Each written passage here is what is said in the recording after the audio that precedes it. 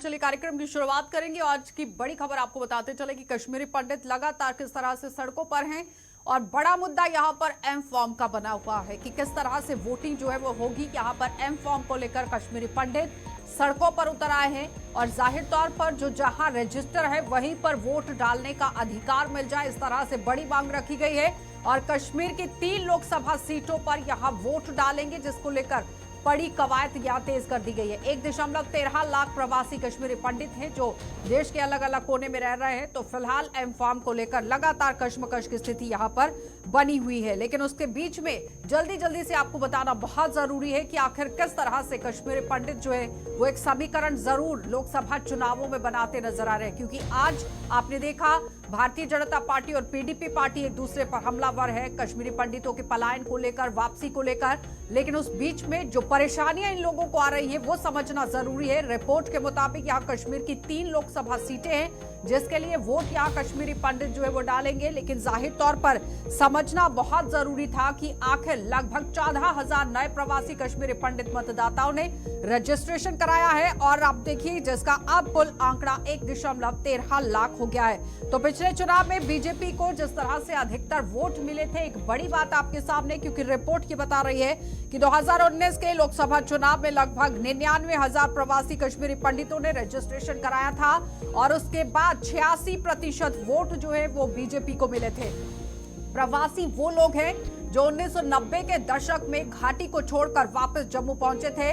जम्मू कश्मीर सरकार के आंकड़ों के मुताबिक, यानी कि जो सरकार आंकड़ा पेश करती है उसके मुताबिक आतंकवादी हिंसा के कारण 60,000 परिवार पलायन कर गए थे, जिसमें 40,112 हिंदू परिवार हैं और 2,684 मुस्लिम परिवार हैं। और साथ ही साथ यहाँ पर ये समझिए कि किस तरह से 2,684 मुस्लिम्स को लेकर भी बात हो रही है और 1,730 सिख परिवार भी इसमें शामिल हैं। तो जाहिर तौर पर समझिए कि अप्रोक्सीमेटली आप देखिए फिगर किस तरह से बन जाती है। लेकिन लोकसभा चुनावों को मद्देनजर रखते हुए अब ये लोग वोटिंग किस तरह से करते थे ये समझना बहुत जरूरी है। पुनर्वास विभाग के जोनल अधिकारी ने ये कह दिया कि प्रवासी वोटर 2 तरह के मतदान यहाँ पर कर सकते हैं, जिसमें सबसे पहले एम फॉर्म भरकर शेष मतदान केंद्रों में मतदान किया जा सकता है और दूसरा वो डाक मतपत्रों के जरिए वोटिंग कर सकते हैं, लेकिन उन्हें फॉर्म 12C भरना होगा। तो रिपोर्ट के अनुसार प्रवासी कश्मीरी पंडित मतदाताओं के लिए 26 मतदान केंद्र बनाए गए, जिसमें से 21 जम्मू में है, 4 दिल्ली में है और 1 उधमपुर में स्थापित किया गया है। लेकिन आज जिस तरह से कश्मीरी पंडितों ने आज अपनी एक बड़ी डिमांड सामने रखी है और आपने देखा कि अमित शाह के साथ भी, यहाँ गृह मंत्री के साथ भी मुलाकात करने की कोशिश हुई और पूरी तरह से ग्रीन सिग्नल वहां से दिया गया है। लेकिन अब सवाल ये बन रहा है कि क्या लोकसभा चुनावों से पहले इस पर कार्रवाई होगी या नहीं, क्योंकि एम फॉर्म भरना है और साथ ही जो भरने के लिए औपचारिकताएं वो काफी तरीके से जटिलता है उसके अंदर। तो परेशानी इन लोगों को आ जाती है। वो कह रहे हैं कि जहां पर जो रजिस्टर है वहीं पर उसे वोट डालने का अधिकार दिया जाना चाहिए। तो चलिए पैनल की ओर बढ़ जाएंगे। अजय भारती है हमारे साथ, पूर्व MLC है, भारतीय जनता पार्टी से है। आपका बहुत बहुत स्वागत जुड़ने के लिए। उनके साथ ही हमारे साथ शादीलाल पंडिता जी हैं, प्रवक्ता हैं कांग्रेस के और पंडित समाज से भी ये ताल्लुक रखते हैं। आपका भी स्वागत। रमेश रैना है, प्रेसिडेंट है कश्मीरी पंडित समाज के। आपका भी बहुत बहुत स्वागत। सबसे पहले तो रमेश जी मैं आप ही के पास आऊंगी, क्योंकि आप एक समाज को रिप्रेजेंट कर रहे हैं। एम फॉर्म भरने की बात हो रही है, डाक पत्र को लेकर भी बात हो रही है, लेकिन जो मुलाकात आप लोगों की हुई है उसमें किस तरह से सहमति बन पाई है? क्योंकि अब तो मतदान केंद्र बन चुके, अब अलग अलग जगहों पर सेंटर बना दिए गए हैं। क्या लगता है कि कोई आने वाले समय में ग्रीन सिग्नल मिल सकता है? सबसे पहले मैं आपका धन्यवाद करूंगा कि आपने हमें एक अपॉर्चुनिटी दे दी यहाँ पर अपनी बात रखने की। देखिए, जहाँ तक ये एम फॉर्म का इशू है, ये एम फॉर्म का इशू आज का इशू नहीं है। ये 1996 से लेके 2024 तक की जो जर्नी है, इसमें ये एम फॉर्म ने एक अहम भूमिका निभाई है। और ये एम फॉर्म बजाय कि ये इंस्ट्रूमेंट ऑफ इंक्लूजन होता, ये इंस्ट्रूमेंट ऑफ एक्सक्लूजन हो जाता। इसमें जो भी जो एम फॉर्म जिस तरीके से बनाया था और जिस तरीके से इसको बना के फिर इसको आगे चल के चलाना था, ब्यूरोक्रेट्स के पास जाना था, दस्तखत कराना था गैजेटेड ऑफिसर का, ये एक बहुत जटिल मसला आ गया था हमारे साथ। और ये सब बातें जो है हमने बार बार इलेक्शन कमीशन ऑफ इंडिया को गुहार दे दी।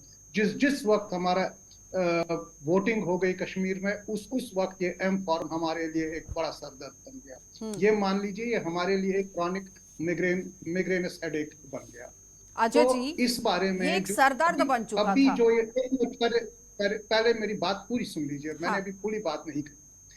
तो इस बारे में हमारी दो मीटिंगें हुई, पहले 1 अप्रैल 2024 को हुई और फिर उसके बाद इलेक्शन कमीशन ऑफ इंडिया में कल 8 अप्रैल को हुई, जहां से हमने दो चीजें, क्योंकि इसके दो दो पहलू हैं। एक पहलू है जो रजिस्टर्ड कश्मीरी माइग्रेंट वोटर जो कश्मीर में है, लेकिन उन्होंने जम्मू को अपना होम ऑफ एडॉप्शन बनाया है, जहां पर 21 जोन है और 21 जोनों में उनकी पूरी डिटेल्स वहां पर है।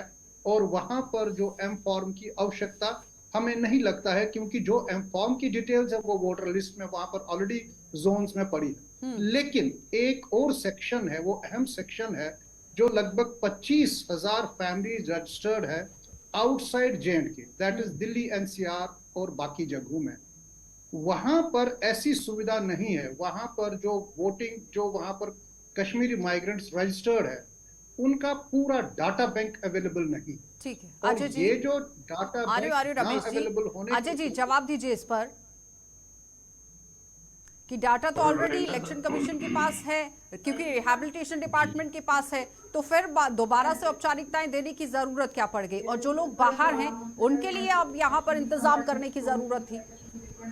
जी, सबसे पहले मैं आपको, अपने को पैनलिस्ट्स को और सारे दर्शकों को आज जो नववर्ष है उसकी शुभकामनाएं प्रेषित करता हूं। जैसे डॉक्टर रैना साहब ने अभी बोला, ये बिल्कुल सही बात है कि 1996 में जो प्रोसेस लाया गया, ये बहुत ही एक डिसेबलिंग इंस्ट्रूमेंट बन गया था। हम लगातार चलाते रहे, लगातार रिप्रेजेंटेशन करते रहे इलेक्शन कमीशन के पास। अभी जो पिछले 2020 में जब DDC का इलेक्शन हुआ था यहाँ पर जम्मू कश्मीर में, तो उस दिन एक अलाउ किया गया था कि हम इन पर्सन वोटिंग कम से कम जम्मू में करें, गांधीनगर गर्ल्स डिग्री कॉलेज में ऐसी सुविधा की गई। हालांकि एक ही सेंटर था, पर्याप्त नहीं था, लेकिन हमारी आशा थी कि अगर उस दिन वो हट गया, अब लगातार शायद आगे से ये नहीं होगा, हमें अब इन पर्सन वोटिंग करने का अधिकार जम्मू में मिलेगा। लेकिन इस बार जब 16 मार्च को जब ये नोटिफिकेशन निकला, जब स्कीम का अनाउंसमेंट हुआ, तो हम सब बहुत ही चिंतित भी हुए, बहुत ही दुखी भी हुए जब हमने देखा कि पुरानी स्कीम को फिर ही उसको नोटिफाई किया गया। तो जो ही हमने वो नोटिफाई किया, तो क्योंकि हर शख्स ये बात कर रहा है पलायन को लेकर कि वापस इन्हें बसाना है। वापस बसाने से पहले वोट का अधिकार जो है वो तो देना है, और वोट अपनी अपनी जगह पर रहकर दे ले, वो ज्यादा बड़ी बात है। क्योंकि 1.13 लाख और अप्रोक्सीमेटली 2 लाख फिगर तो बनी है इनकी, और 2 लाख वोट कम नहीं होता है। शादिलाल जी, देखिए, आपका धन्यवाद, आपने मुझे भी मौका दिया आज इस पर बात करने के लिए। पहले मैं आप सबों को नववर्ष का मुबारकबाद देना चाहता हूं। उसके अलावा हमने बार बार ये मांग की है कि एम फार्म एक हमारे लिए सिरदर्द बना हुआ है। एम फार्म भरना एक लेंथी सिस्टम है। एक तो वोटर को पता नहीं होता है कि आज मैं 34 साल से जलाए वतनी की ज़िंदगी बसर करने पर मजबूर हूँ, मुझे पता नहीं मेरा पार्ट नंबर क्या है, मेरा खाना नंबर क्या है, मेरा क्या है। तो आम तौर एम फार्म भरने से ज़्यादा एम फार्म गलत होते हैं, जो फिर रिजेक्ट होते हैं वोट, उनको वोट कास्ट नहीं दिया जाता है। दूसरी बात, ये एक लेंथी सिस्टम है। एक बुजुर्ग कहाँ जाएगा, बार बार लाइन में रहेगा, एम फार्म भरेगा, या एक बीमार, ज़्यादातर बीमार लोग हमारी कम्युनिटी में आज है, ये आबहवा हमें सूट नहीं हुआ, जिसकी वजह से ज़्यादा बीमारियां हैं, लेकिन वो कहाँ बेचारा जाएगा, बार बार लाइन में लगेगा और एम फार्म भरेगा। तीसरा सवाल इसमें है कि हमने बार बार बताया गवर्नमेंट को, इलेक्शन कमीशन ऑफ इंडिया को, जम्मू कश्मीर के इलेक्शन कमीशन को, जबकि बार बार वो 2-3 बार जगती में भी आए, हमने उनसे मांग की, मेमोरेंडम भी दिए कि एम फार्म को रिजेक्ट किया जाए। जैसे आम लोगों की वोटर स्लिप घरों में आती है, हमें भी वोटर स्लिप भेज दीजिए, हम वोट उसमें। जब एक बार मांग को उठाया गया तो फिर इस पर काम होना चाहिए था, क्योंकि अब तो इलेक्शन को महज कुछ ही दिन बच गए हैं, पहले चरण के जब चुनाव होने वाले हैं जम्मू कश्मीर के अंदर। अच्छा जी, आप ऐसे नहीं उसको प्रेजेंट करें कि जैसे ये डॉक्टर रैना वर्सेस अजय भारती है। हम सब कांग्रेस वर्सेस बीजेपी तो होगा ना अजय जी, पंडित नहीं, समाज से आप निश्चित लोग रूप से। ताल्लुक रखते हैं तो अपनी अपनी पार्टी में नहीं, थे तो निश्चित काम करना चाहिए था। पूरी अगर बात पंडिता जी हैं पूरी तो बात कांग्रेस सुनिए। पार्टी में तो करना चाहिए था। आज डिबेट में बैठकर पूरी बोल बात- रहे हैं, जब कांग्रेस इसीलिए पार्टी मैं सत्ता कह में रहा थी हूं। तो पंडिता जी आपका भी ड्यूटी थी, आपका भी एक राइट था कि आप अपनी बात को सामने रखते। तो अब मौके पर आप आपकी आशा जी सरकार पूरी है। करने दीजिए, सुनिए ना। नहीं, आप इसलिए पहले पूरा सुन लीजिए करने ना अजय दीजिए। जी, क्योंकि ये- अब अगर रूलिंग पार्टी में आपकी पार्टी है, एक आप अपने समाज को रिप्रेजेंट कर रहे हैं, लेकिन बात को आगे रखने की जरूरत थी ना, वो पहले रखी जानी मैं चाहिए यही थी। कह रहा हूं, इसीलिए मैं आशा जी कह रहा हूं कि ये इलेक्शन कमीशन ऑफ इंडिया जो ऑटोनोमस बॉडी है, हम सब लोग विशेषकर भारतीय जनता पार्टी के स्टेट और सेंट्रल लीडरशिप ने इलेक्शन कमीशन को रिप्रेजेंट किया है, बार बार किया है, और इसी वजह से डीटीसी में हमें इन पर्सन वोटिंग का अधिकार दिया गया था। लेकिन जब ये स्कीम दोबारा नोटिफाई हुई तो उसमें वो सुविधा वापस ली गई, तो हमने प्रोटेस्ट किया, हम दिल्ली चले गए, हम इलेक्शन कमीशन से जिसकी तरफ डॉक्टर रैना ने इशारा किया, हमने इलेक्शन कमीशन के सामने गुहार लगाई कि ये हमारी साथ जाती हो रही है। आज टेक्नोलॉजी इतनी अवेलेबल है, आप रमेश जी। हमारे को वोटिंग राइट से डिनाई क्यों कर रहे हैं? हाँ। तो उसका परिणाम हुआ आज जम्मू में चीफ इलेक्टोरल ऑफिसर ने एक मीटिंग बुलाई, जिसमें अगेन सारे पॉलिटिकल पार्टीज ने एक वॉइस होकर कहा कि एम फॉर्म हटाइए। शादीलाल जी भी उसमें थे, शादीलाल जी की पार्टी से लेकर across the board one voice. Ramesh ji, वो कह रहे हैं कि मीटिंग में पूरी तरह से बात हुई है कि इसे पूरी तरह यहाँ से हटा देना चाहिए। वो कह रहे हैं कि अपने अपने समय में सबने बात को उठाया है और काम चल रहा है। देखिए, ऐसा होता तो ऐसा अगर होगा तो अच्छी बात है। यहाँ पर बात जो है, जो जम्मू में जैसे मैंने बताया 44,000 रजिस्टर्ड फैमिलीज है। जैसे मैंने बताया जो जम्मू के बाहर जो कम से कम 25,000 फैमिलीज रजिस्टर्ड हैं, उनके पास डाटा बैंक जो रेवेन्यू रिकॉर्ड्स में यहाँ पर गवर्नमेंट ऑफ दिल्ली एनसीटी के पास अवेलेबल है, वो डाटा ऐसे नहीं है जैसे J&K में अवेलेबल है, जैसे zone 1, zone 2, zone 3, zone 4, zone 5, zone 6। तो वहां पर जो है, वहां पर एक कशमकश है। हमने लोगों को तो वोटर बनाया, हमने बड़ी मेहनत की, मशक्कत की। जैसे हम शुक्रगुजार है रिलीफ ऑफिस का, जो यहाँ पर आए, आउटरीच प्रोग्राम किया, हमारे साथ संपर्क किया, हमने उनके साथ कोऑपरेट किया, यहाँ पर लोगों को वोटर्स बनाया। ठीक है रमेश जी, आ रही हूं मैं वापस। चलिए, तो मीटिंग होती है और मीटिंग में ये निकलता है कि यहाँ पर जैसे ही आम लोगों को स्लिप्स बंटती है, वैसे ही कश्मीरी पंडितों को भी स्लिप्स बंटेंगी। लेकिन अब मुद्दा यहाँ पर ये आ जाता है, कश्मीरी पंडितों का आरोप ये भी है कि जितनी भी योजनाएं चल रही हैं, सरकारी योजनाएं चल रही हैं, उनका भी लाभ नहीं मिल पाता है। लेकिन अजय जी, आप ही के पास आएंगे। जिस तरह से एम फॉर्म की बात हो रही है, वो कह रहे हैं कि अभी इस पर काम तो नहीं हो सकता है, लेकिन स्लिप्स बंट सकती हैं। रमेश जी, पहले इस पर आप खुद जवाब दीजिएगा। एक फैसला तो जरूर सामने आया है, ग्रीन सिग्नल है। देखिए, ये बात तो तय है कि पिछले 35 साल से जो हम एक्सोडस की लाइफ यहाँ पर बसर कर रहे हैं, जो कश्मीरी पंडितों का ध्यान होना चाहिए वो नहीं है। हमारे लिए non engagement with Kashmiri Pandit is a big issue, और इसके चलते हुए हमारे पास काफ़ी समस्याएं हैं, आक्रोश है, रोष है कम्युनिटी मेंबर्स में। और लोग आमतौर पे ये बात करते हैं कि जो भी हमारी इश्यूज है, ये उन क्वार्टर्स तक नहीं पहुंचती है जहां तक इनको पहुंचना चाहिए। तो ऐसे में चलते हुए कल हमारी मुलाकात गृह मंत्री जी के साथ भी हुई, जहां पर अजय जी भी हमारे साथ थी। और मैं यहाँ पर इस प्लेटफॉर्म के माध्यम से माननीय गृह मंत्री जी का धन्यवाद करना चाहूँगा कि उन्होंने टाइम निकाल के लगभग 1 घंटा मीटिंग चली, हमारी बात पूरे से सुनी। जो उसके मेन फीचर्स मैं उनको बताना चाहूँगा। हमने टेम्पल्स एंड श्राइन बिल की बात कर दी। Temples and shrine bill Kashmiri Pandit के लिए एक लिविंग हिंदू सिविलाइजेशन सिंबल है कश्मीर में, और इसके चलते हुए हमें काफ़ी झेलना पड़ता है। अभी ये देख लीजिए, एनक्रोचमेंट होता है, कई मंदिरों का तो पता भी नहीं चलता है। तो ऐसे में रमेश जी, हमने उनके आज तो पास महबूबा समक्ष- मुफ्ती भी बयान दे रही हैं। वो कह रही है कि कश्मीरी पंडितों को लेकर काम होना चाहिए था, देखिए, और इस जब पर तो महबूबा मुफ्ती सियासत साहब गर्मा गई। आ रही क्या अजय जी, 1 मिनट। रमेश जी, जिस वक्त महबूबा जी पावर में थी, उन्होंने क्या किया था उस वक्त? मुझे ये थोड़ा कंप्लीट पंडिता करने जी, दीजिए मैडम। पंडिता और जी, दूसरा जो हमारा डिस्ट्रेस सेल्स पोर्टल बना था, हाँ, उसमें काफी तेजी आ गई थी और काफी लोगों को फायदा भी हुआ था। लेकिन उसके बाद क्या हुआ, ये धीमा पड़ गया। ये बात भी हमने गृह मंत्री जी पंडिता को जी, बताई। ठीक है और रमेश उसके जी। पंडिता बाद जी, हमारे जब जो ग्रीन relief सिग्नल मिल holders गया हैं- है, गृह मंत्री की तरफ से मिल गया है, तो फिर प्रोटेस्ट का मतलब क्या? नहीं, अभी पूरी बात सुन लीजिए आप, please allow me to. Pandita जी को बोलने का मौका दीजिए ना रमेश जी, फिर आ रही हूँ वापस आपके पास। हाँ, एक सवाल का जवाब लेने दीजिए प्लीज इस पर। मैं 1 मिनट अपनी बात करूंगा। देखिए जब इन्होंने आश्वासन आ रही हूँ वापस रमेश जी, आपके पास आ रही हूँ वापस।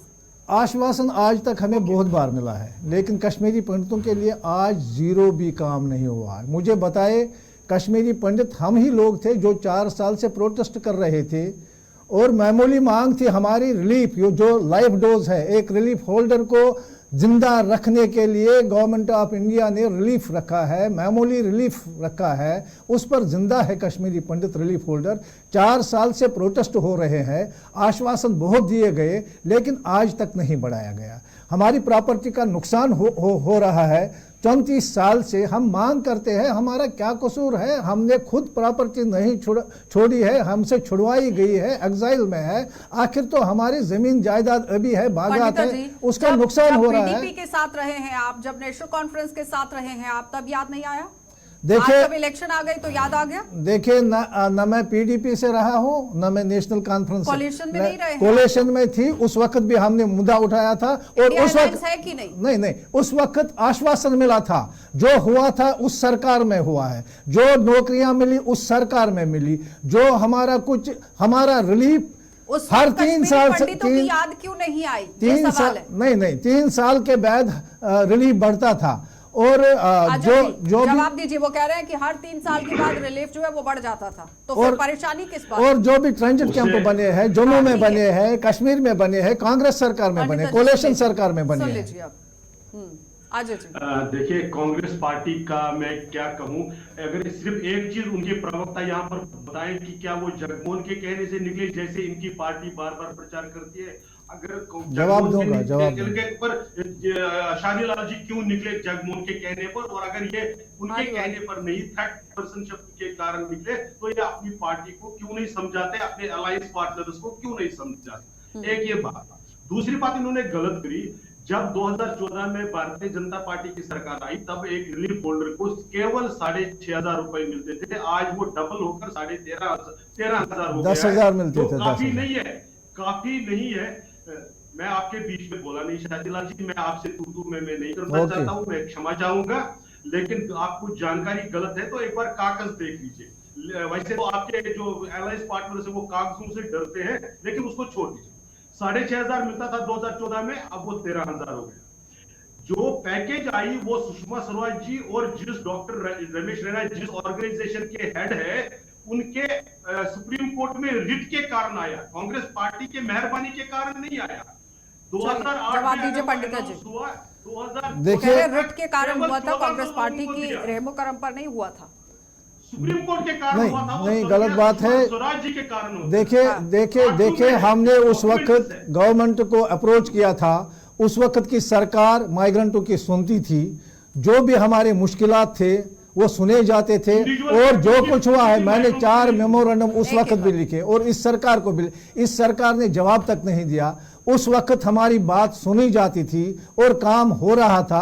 मैं अजय जी से दुश्मनी नहीं रखता हूँ, हमारे लेकिन अब नहीं सुननी जा रही थी सरकार की तरफ से, बिल्कुल हमारा कहीं जो आप लोगों को दिया हमारा कहीं सुना नहीं जाता है। तो आज फिर बात किस तरह से हुई कि 4 दिन पहले आपको दी जाएगी स्लिप? देखिए, ये इलेक्शन कमीशन का काम है, ये तो बीजेपी सरकार का काम नहीं है, ये इलेक्शन कमीशन का। जबकि हमने प्रोटेस्ट किए, अब बीजेपी भी अपनी तरह से बात रख रही है। एक बड़ा वोट बैंक तो है कश्मीरी पंडित, नो डाउट। देखिए, सबसे पहले मैं जो अजय जी ने बात की, मैं इस बात को थोड़ा सा आगे बढ़ाऊंगा, मुझे 2 मिनट दे दीजिएगा बोलने के लिए। जो इन्होंने ये बात कर दी, जो ये पैकेज वगैरह आया, जो भी रिलीफ वगैरह आया, ये ऑफ कोर्स कांग्रेस के आया, लेकिन ये आया जस्टिस कपाड़िया उस वक्त चीफ जस्टिस ऑफ इंडिया थे, और हमने एक रिट पिटीशन दायर किया था 2006 में सुप्रीम कोर्ट ऑफ इंडिया में, जहां पर जितने भी हमारे मसाइल थे हमने उन पे बात किया था।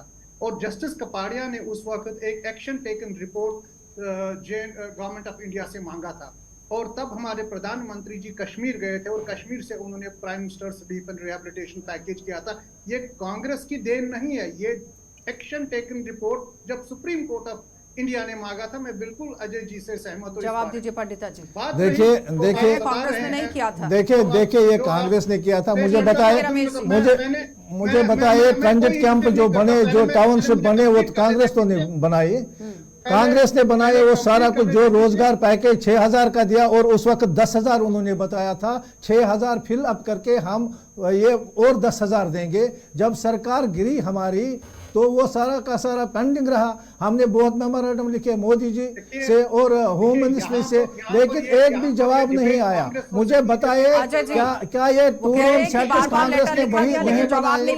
क्या रोजगार पैकेज कांग्रेस ने नहीं दी? जो कुछ कश्मीरी पंडितों को मिला है आज तक कांग्रेस सरकार और कोलेशन सरकार ने दिया है। बीजेपी ने आज तक कुछ नहीं दिया है। कांग्रेस की सरकार ने दिया है और कोalition सरकार ने। इसका हल कैसे हो? ठीक है रमेश जी, आ रही हूँ आपके पास। क्या रही हो? जो शाहजीलाल जी कह रहे हैं, मैं इनको याद दिला लूं, एक कैबिनेट मंत्री आए थे रमेश जी।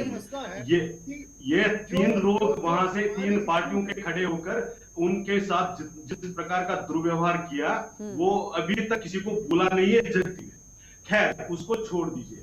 मैं फिर कह रहा हूं कि अगर 2008 में सुप्रीम कोर्ट के कहने के कारण एक पैकेज अनाउंस होता है, 2014 तक केवल 1400 लोगों को अपॉइंटमेंट मिलता है, और जो 3,000 लोग स्टेट को करने थे, ये कोalition सरकार ने हाथ खड़े कर दिए, हमारे पास पैसा नहीं है, हम इसको लागू नहीं करेंगे। चलिए दीजिए, भारतीय जनता पार्टी ने आने के बाद अभी तो पहले इन्होंने बताया था ये क्यों निकले। उस वक्त जगमोहन पर ये एलिगेशन देते हैं।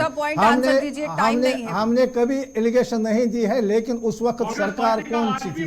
सेंटर में जनता दल यूनाइटेड और बीजेपी के मिली हुई सरकार थी, कोलेशन सरकार थी। जगमोहन जी थे हमारे गवर्नर। अगर वो चाहते हमें निकल नहीं देते वहां प्रोटेस्ट के, हम वहां पर हमें भागना क्यों पड़ता? हमें वहां प्रोटेक्ट क्यों नहीं किया जाता? हमें वहां ट्रांजिट कैंप वहां ही क्यों नहीं बनाए जाते? हमें बैन क्यों किया गया? और एक ही सरकार ने किया। ये तो सरकार क्या वापस जाना चाहते हैं कश्मीरी पंडित? वापस घाटी जाना चाहते हैं? ये बड़ा सवाल है रमेश जी। कश्मीर पंडित घाटी वापस जाना चाहते हैं? कश्मीरी पंडित घाटी, बिल्कुल we have a right to go to that place, और हम उस घाटी को कभी नहीं राइट को लेकर बात नहीं कर रही हूं मैं। क्या वाकई में कश्मीरी पंडित वापस जाना चाहता है घाटी? प्रोटेक्ट करेंगे और किसी भी कीमत पे, या फिर अपना जो जमीनें वहां पर रह गई है वो वापस लेना चाहता है? रमेश जी क्लियर कीजिए इस बात को। कश्मीर, यहाँ पर कश्मीरी पंडित जो हैं वो कश्मीर जाना चाहते हैं या फिर अपनी जमीनें लेना चाहते हैं? जमीन तो हमारी अपनी प्रॉपर्टी है। हम कश्मीर के साथ हमारा नाता है, रिश्ता है। 5000 छोटा सा हमारी सिविलाइजेशन रिलेशनशिप कश्मीर के साथ है। कब तक वापसी को लेकर भी काम होगा? आज भी ठीक है रमेश जी। क्यों उस जगह को छोड़ेगा? 100% हम वापस क्यों जाएगा। हमारा ये हर बार वापसी को लेकर हर बार क्लेम करती थी कांग्रेस पार्टी, अभी तक तो नहीं हुआ। कश्मीरी पंडित वापस जाना चाहता है और कश्मीरी पंडित अपनी जमीन जायदाद भी वापस। चलिए बहुत बहुत धन्यवाद पंडिता जी जुड़ने के लिए। अजय जी आपका भी धन्यवाद और रमेश जी आपका भी धन्यवाद। तो फिलहाल आपने देखा कि कश्मीरी पंडितों को लेकर जो परेशानियां सामने आ रही थी, फिलहाल एक ग्रीन सिग्नल जरूर मिला है कि 4 दिन पहले आपको एक स्लिप दी जाएगी और उसके बाद अपना वोट डाल सकते हैं। लेकिन फिलहाल पलायन को लेकर आज भी मुद्दे उठ रहे हैं, वापसी को लेकर आज भी मुद्दे उठ रहे हैं। अब देखना ही होगा कि सरकार कितनी जल्दी कश्मीरी पंडितों की वापसी को लेकर भी काम करेगी, क्योंकि अमित शाह की तरफ से भी ग्रीन सिग्नल दिया गया है। आप देखते रहिए कार्यक्रम।